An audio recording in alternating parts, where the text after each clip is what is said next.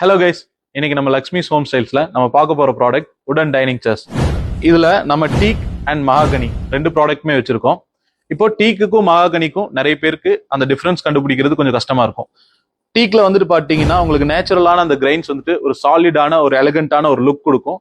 மகாகனியை பொறுத்தவரை எக்ஸாக்ட் டீக் ஃபினிஷ்ல நம்ம பண்ணியிருக்கோம். ஸோ டிஃபரன்ஸ் ஐடென்டிஃபிகேஷன் பண்றதுல கொஞ்சம் சிரமமா இருக்கும்.